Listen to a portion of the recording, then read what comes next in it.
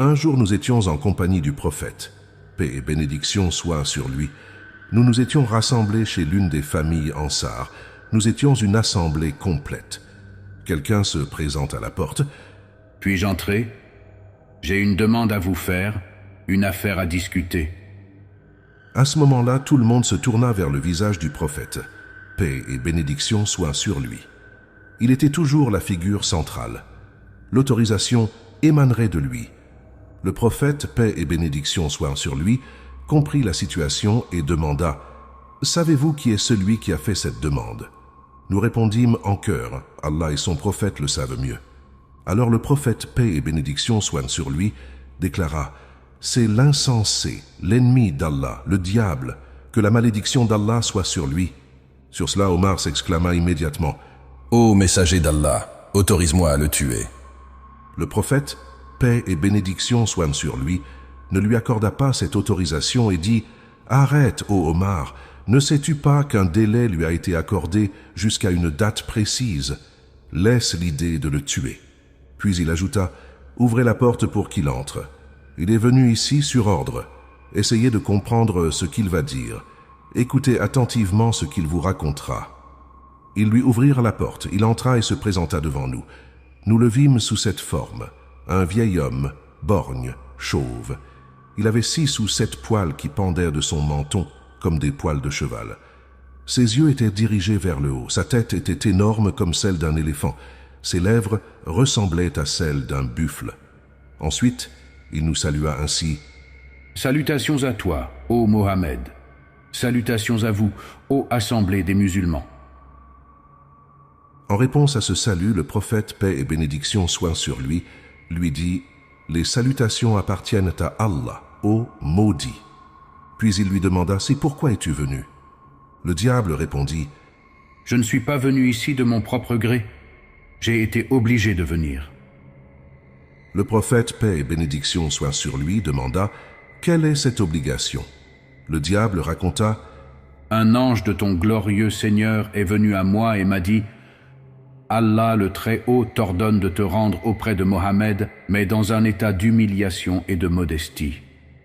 Tu iras le voir et tu lui raconteras comment tu as trompé les enfants d'Adam. Tu lui diras tout ce que tu lui demanderas en toute sincérité. Puis Allah a dit, si tu mens dans ce que tu dis, si tu ne dis pas la vérité, je te réduirai en cendres, je te disperserai comme un souffle de vent devant les ennemis, je ferai de toi la risée de tous. Voilà pourquoi, ô Mohammed, j'ai reçu cet ordre de venir te voir. Pose-moi les questions que tu veux.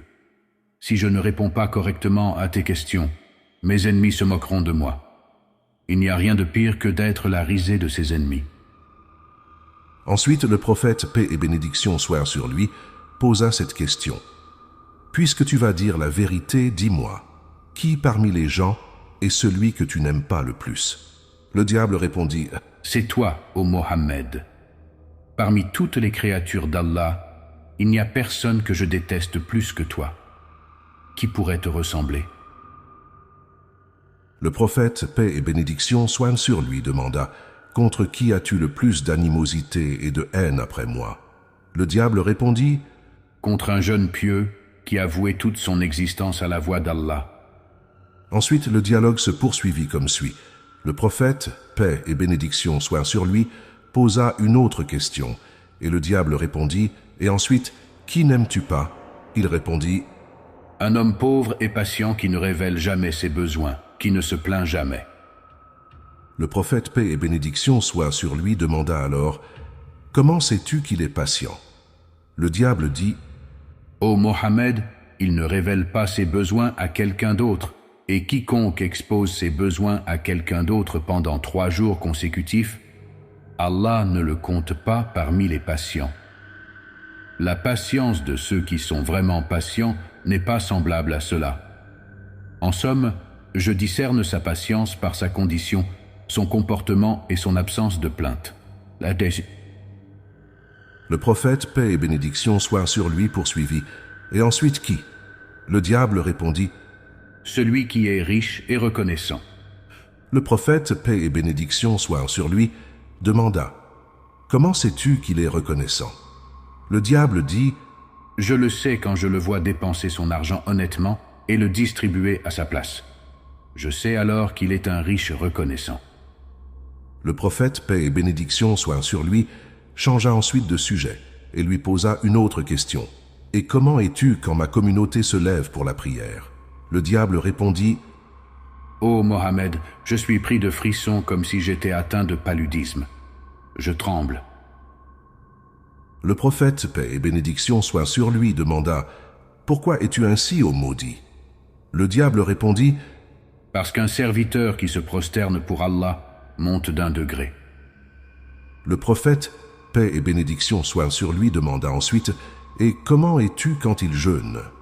Le diable répondit « À ce moment-là, je suis enchaîné, jusqu'à ce qu'ils rompent leur jeûne. » Le prophète, paix et bénédiction soient sur lui, poursuivit « Et comment es-tu quand ils font le pèlerinage ?» Le diable répondit « Alors je perds complètement la tête. » Le prophète, paix et bénédiction soient sur lui, demanda « Et comment es-tu quand ils récitent le Coran ?» Le diable répondit « À ce moment-là, je fonds comme du plomb fondu dans le feu. » Le prophète, paix et bénédiction soient sur lui, demanda finalement « Et comment es-tu quand ils donnent la charité ?»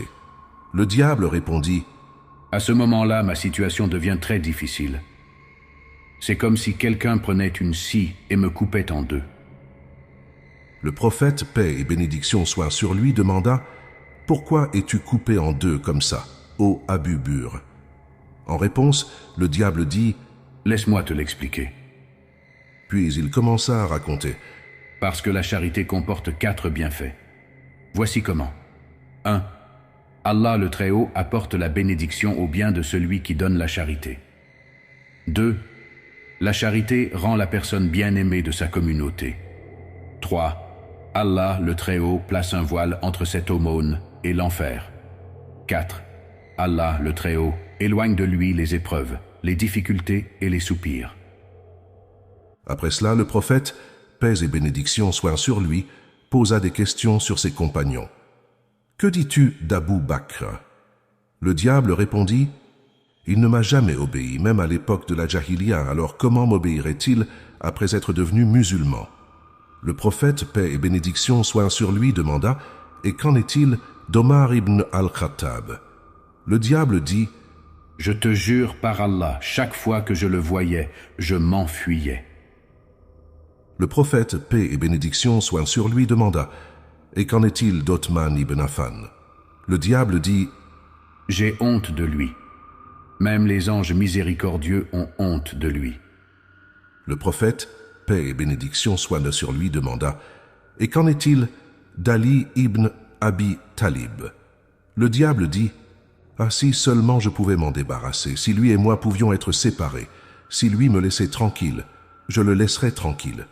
Mais il ne me laisse pas tranquille. » Le prophète, paix et bénédiction soient sur lui, conclut « Louange à Allah qui a accordé la félicité à ma communauté et t'a laissé en rébellion jusqu'à un temps déterminé. » Après avoir entendu cette phrase du prophète, paix et bénédiction soient sur lui, le diable dit « Hélas, où est la félicité de la communauté? Tant que je serai en vie, jusqu'à ce temps déterminé, comment peux-tu être tranquille pour ta communauté? Je m'immisce dans leurs veines, je me mêle à leur chair. Cependant, ils ne voient pas ma présence et ne le savent pas. Par Allah qui m'a créé et m'a donné un répit jusqu'au jour de la résurrection, je les égarerai tous. Les ignorants et les savants, les analphabètes et les lettrés, les pervers et les pieux, en bref, aucun d'entre eux ne pourra échapper à moi. Cependant, je ne peux pas détourner les serviteurs sincères d'Allah. Oui, je ne peux pas les égarer. » Le prophète, paix et bénédiction soient sur lui, demanda alors « Selon toi, qui sont les serviteurs sincères et dévoués ?» Le diable répondit « Ne sais-tu pas, ô Mohammed, celui qui aime ses pièces d'or et d'argent, il n'a pas de sincérité pour Allah. Si je vois quelqu'un n'aimant ni l'argent, ni les louanges, ni les éloges, alors je sais qu'il est sincère. Je le laisse immédiatement. Un individu qui aime son argent et qui recherche la louange reste attaché à ses désirs du monde aussi longtemps que dure son amour pour ces choses. Et il est l'un de ceux que j'ai décrits parmi les gens qui m'obéissent le plus. Ne sais-tu pas que l'amour de la richesse est le plus grand des péchés majeurs? Ne sais-tu pas que, ô Mohammed, le désir de dominer est l'un des plus grands des péchés majeurs? Ne sais-tu pas, ô Mohammed, que j'ai 70 000 enfants? J'en ai assigné chacun à une tâche différente. Ensuite, chacun de mes enfants a 70 000 démons sous son commandement. J'en ai envoyé certains aux savants, d'autres aux jeunes, d'autres aux vieillards, et ainsi de suite. En ce qui concerne les jeunes, nous n'avons pas de désaccord avec eux. Nous nous entendons très bien avec eux. En ce qui concerne les enfants, ils jouent avec les nôtres comme ils le souhaitent. J'ai donné à certains de mes enfants la responsabilité des adorateurs, à d'autres celle des ascètes. Ils entrent parmi eux et les font passer d'un état à un autre, jusqu'à ce qu'ils finissent par blasphémer. Ils prennent un ton impie envers n'importe quelle cause. C'est ainsi qu'ils leur enlèvent leur sincérité. Ces gens effectuent alors leur culte sans sincérité, sans le réaliser. Ensuite, le diable commença à raconter l'histoire d'un moine qu'il avait trompé en disant « Ne sais-tu pas, ô Mohammed, que le moine Barsisi a adoré Allah sincèrement pendant 70 ans? Après ses actes de dévotion, il avait atteint un tel niveau de sincérité que chaque prière de guérison qu'il faisait était exaucée. J'ai toujours été à ses côtés. Il commit l'adultère, il commit un meurtre, et finalement, il renia sa foi. C'est lui dont Allah le Très-Haut parle ainsi dans le noble Coran. Ils sont semblables au diable quand il dit à l'homme « Sois mécréant ». Puis quand il devient mécréant, il dit « Je désavoue tout lien entre toi et moi. Je redoute Allah, le Seigneur de l'univers. » C'est ainsi que l'argument de l'impie lui parut vrai. Ensuite, le diable se concentra sur certains des vices humains et expliqua comment il en profitait. Mentir. Ne sais-tu pas, ô Mohammed, que le mensonge fait partie de moi et que le premier menteur, c'est moi. Celui qui ment devient mon ami. Celui qui jure faussement au nom d'Allah devient mon bien-aimé. Ne sais-tu pas, ô Mohammed, que j'ai juré à Adam et Ève un faux serment au nom d'Allah? J'ai dit, je vous conseille vraiment. Je fais cela parce que j'apprécie le mensonge. Calomnie. En ce qui concerne la calomnie et l'espionnage, ils sont également mes fruits et ma réjouissance. Jurer sur le divorce. Quiconque jure sur le divorce, craignez qu'il ne soit pécheur. Que ce soit une seule fois ou pour une chose vraie, celui qui prononce le mot de divorce rend sa femme interdite jusqu'à ce que la vérité soit établie. Dans cet état, les enfants qu'ils auront jusqu'au jour du jugement seront tous illégitimes à cause de ce mot de divorce prononcé. Tous iront en enfer à cause de ce mot. La prière. Quant à celui qui retarde sa prière, laisse-moi t'expliquer.